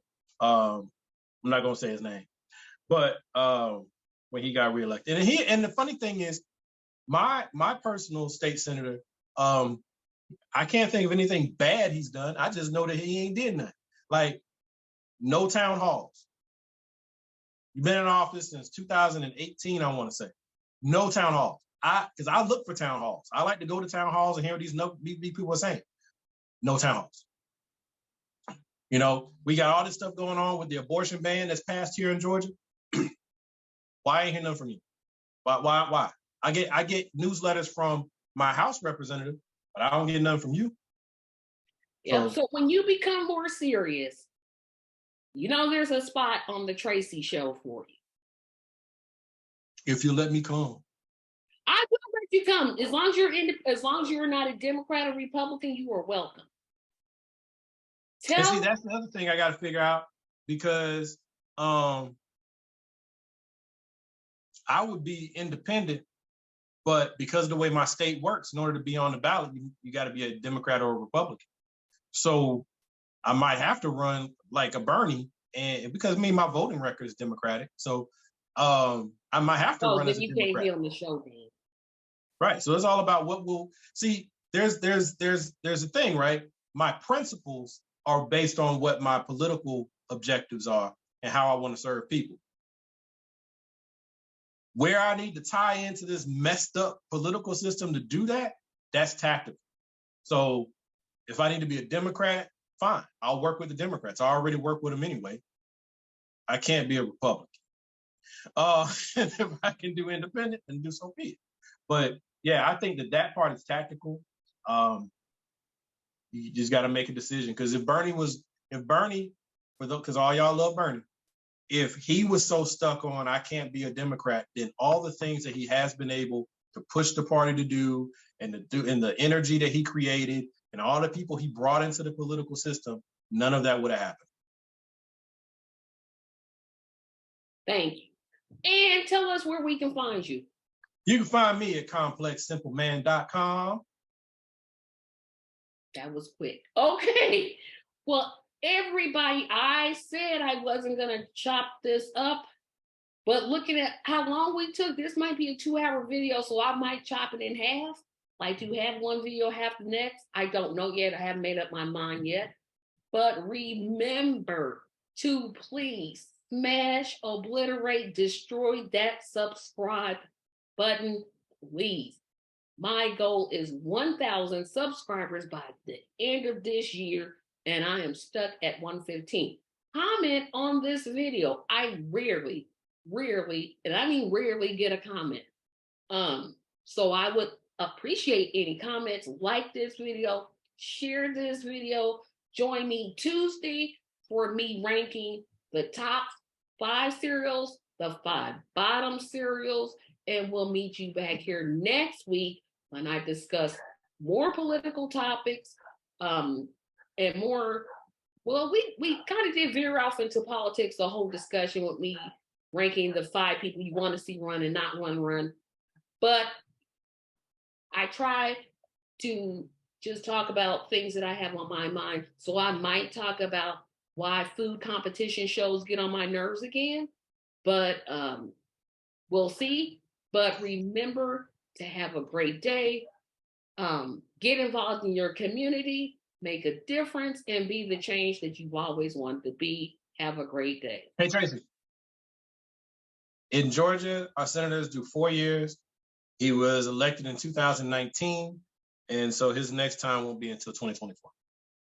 Thank you. Okay. Something like that. Yeah. Thank you Get planning. for letting me come play.